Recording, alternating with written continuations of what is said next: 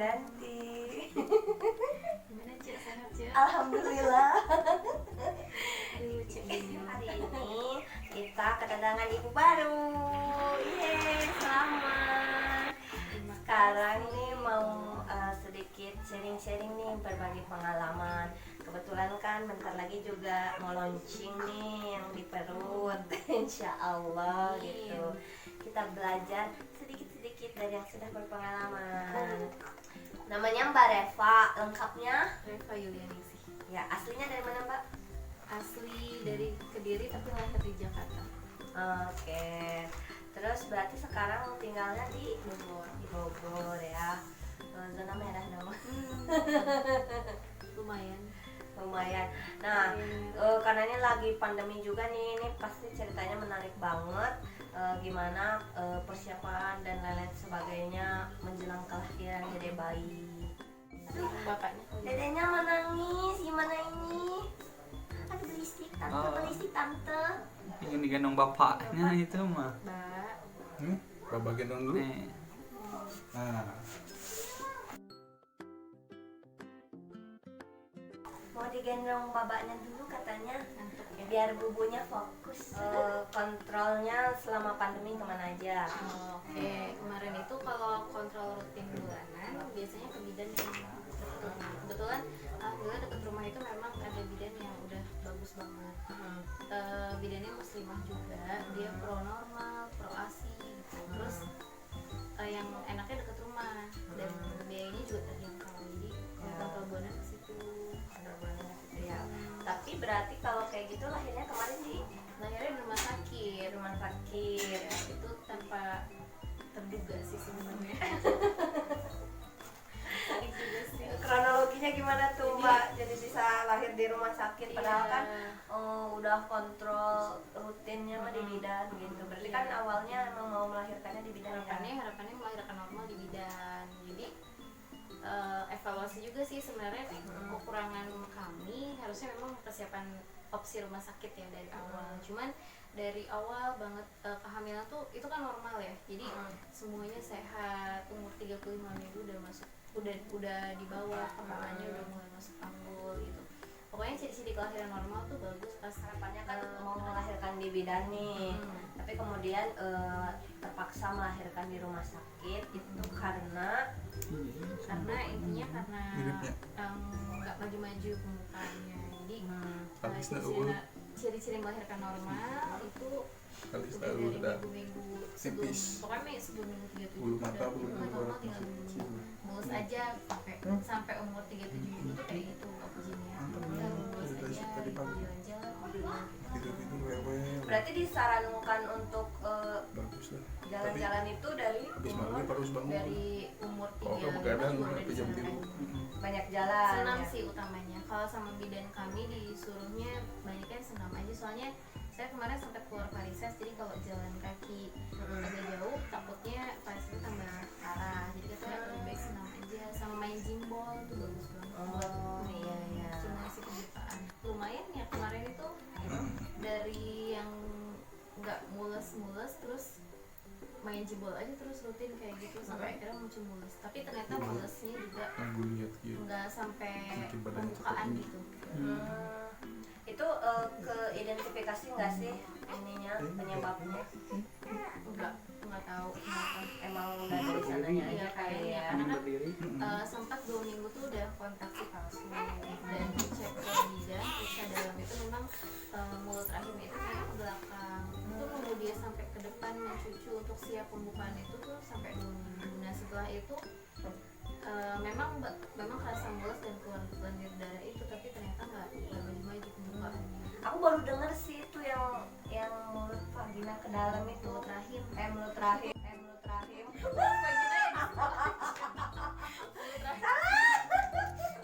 Mbak, diputuskan di sesar itu setelah melewati induksi dulu atau langsung? Waktu itu sempat nanya kan, kayaknya bisa induksi dulu nggak untuk diusahakan normal? Nggak bisa, bidannya nggak berani. Mungkin bisa ya kalau misalnya kita nekat gitu, cuman kalau lah pokoknya kondisinya kemarin kayak gitu, bidannya nggak berani untuk induksi karena pertama belum ada pembukaan, yang kedua udah lewat bulan, udah lebih dari 40 minggu, jadi bahaya buat bayinya. Diantar ke rumah sakit sama bidan. Ya, dirujuk sama bidannya gitu. Jadi hari Sabtu tuh patokannya, itu kan kita mulus, saya ya Mulus mah tiap hari. saya mulus dari hari Rabu sore, Kamis Jumat tuh, Rabu sore, Kamis Jumat, terus Sabtunya janjian sama bidannya. Lama banget ya, kuat bener 3 hari coy, mulasnya ya Allah. Mulusnya masih paling kalau mules terus berhenti dulu gitu, nggak bisa beraktivitas, tapi kalau lagi nggak mules masih bisa bergerak. Tapi yang hari Kamis Jumat tuh mulusnya udah sakit banget dan udah susah beraktivitas kayak gitu. Mulus kontraksi itu kayak mulus pengen pup, bukan sih? Itu katanya sih kalau mulus pengen pup tuh kalau udah pembukaannya udah mau selesai ya, udah mau full pembukaannya. Cuma ini kebayangnya, aduh ini belum pembukaan aja, belum buka lengkap udah sakit banget kayak gini gitu. Cuman sakitnya tuh kayak semilangan. Awalnya tuh kayak semilangan, sakit orang head itu ya, pegel-pegel sakit, dan sakitnya dia tuh dari perut bawah sampai ke panggul sini gitu. Tuh kayak otot sama tulangnya tuh ketarik, kayak mau dipatahin gitu rasanya. Ngeri ya Allah, ibu-ibu ini luar biasa. Ya walaupun di sesar kan tetap ya mengalami kontraksi dulu lah. Ada yang sesar memang sudah dijadwalkan sesar, biasanya kayak yang dia preeklamsia, darah tinggi atau placenta previa yang emang benar-benar dari awal nggak bisa normal ya. Kan itu dia bisa milih tanggal kan sesarnya. Jadi kalau ini mah Dia nggak mulus. begitu dirujuk begitu langsung nggak dijadwalin dulu gitu. Enggak, jadi dirujuk hari Sabtu jam 11 kita berangkat ke rumah sakit, jam 2 dijadwalin untuk sesar. Oh, bisa langsung ya, alhamdulillahnya cepet penanganannya. Sebaiknya kita milih rumah sakit yang cepat ya, karena kan kemarin posisinya udah lebih dari 40 minggu gitu, ini aja dia udah keminum air ketuban, terus pasiennya kan udah kabur, jadi semakin cepat semakin baik tindakan. Sakit nggak teh? Enggak sakit sama sekali ya, kalau pas dibeleknya kan dibius. Oh iya, setelahnya ya. Ya setelahnya, tapi karena saya kemarin sempat ngerasain kontraksi juga, walaupun belum selesai pembukaannya, dibandingin sama rasanya setelah sesar tuh ternyata masih lebih sakit kontraksi menurut saya. Oh ya, wow. Masih lebih sakit kontraksi karena kan kita nggak bisa ngontrol sakitnya kontraksi, dan itu nggak tahu lah sakit banget, nggak tahu sayanya ada yang kelainan di sini atau gimana, pokoknya itu kok belum masuk pembukaan tapi udah sakit banget mulusnya.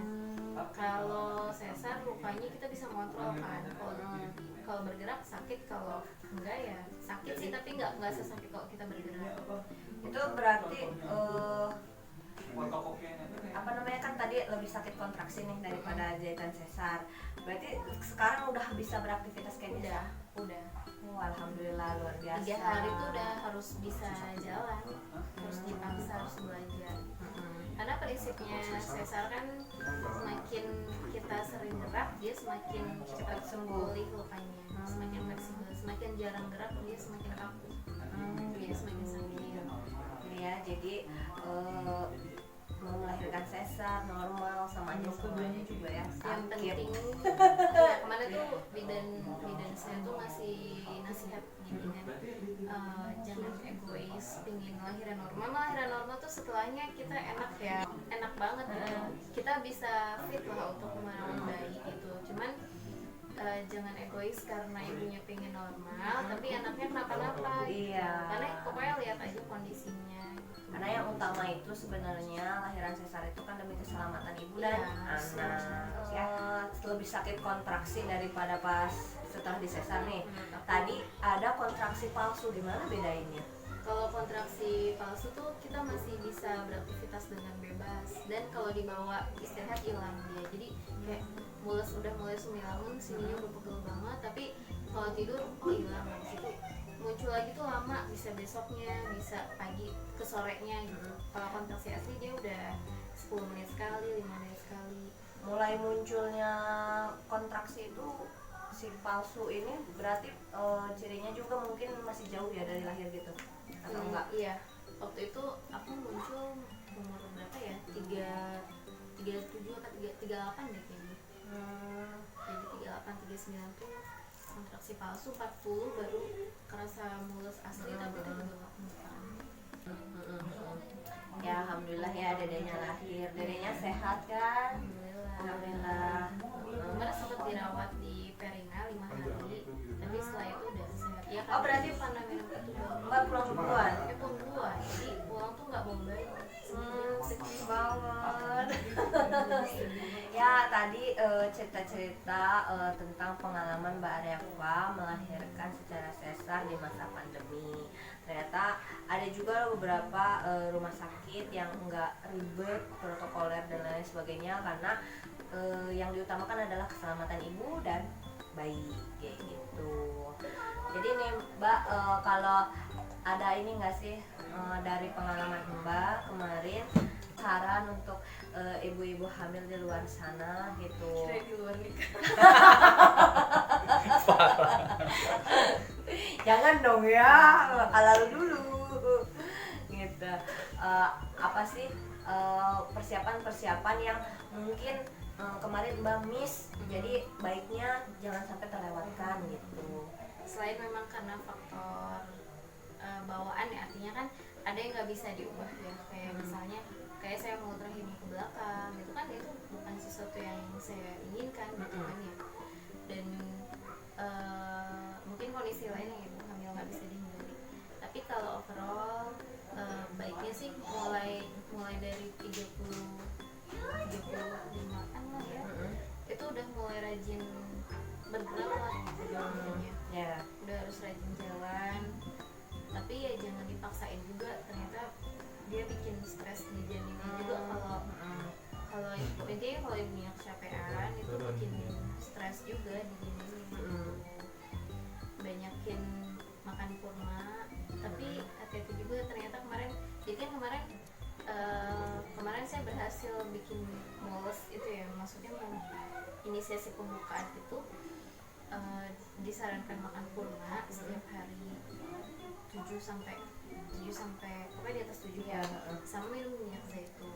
Itu memang bisa sih inisiasi pembukaan, cuman si kurma ini bikin bayinya gede, bikin cepet gede karena manis kan. Saya kemarin gitu, saya jarak 2 mingguan ya, apa 3 minggu, dari 2,5 kilo di USG ya, dari 2,5 kilo terus USG lagi 2 atau 3 minggu tuh 3 kilo, jadi naiknya cepat. Itu USG sih lumayan ya. Jadi ya kayak gitu ya teman-teman gitu, mengutamakan kesehatan bayi gitu sering kan diajak ya. ngobrol juga sebenarnya. Iya, harus diajak ngobrol ya, nanti kan biar dia hafal sama suara ibunya gitu. Tadi sih poin pentingnya ya, kalau dari pengalaman Mbak Reva itu kita nggak boleh egois gitu, karena ada kondisi-kondisi tertentu yang memang di luar kehendak seorang calon ibu gitu loh ya. Jadi bukan yang istilahnya mau enaknya aja sesar, atau istilahnya Juga sakit. atau istilahnya mau cepet atau apa-apa, tapi memang ada kondisi-kondisi yang kita sudah usahakan, tapi ya Allah berkehendak lain.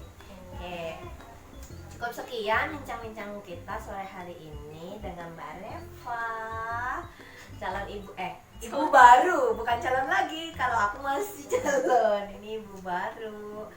Kita lanjutkan bincang-bincang selanjutnya ya dengan bapak-bapaknya gitu. Jangan lupa subscribe. Dadah.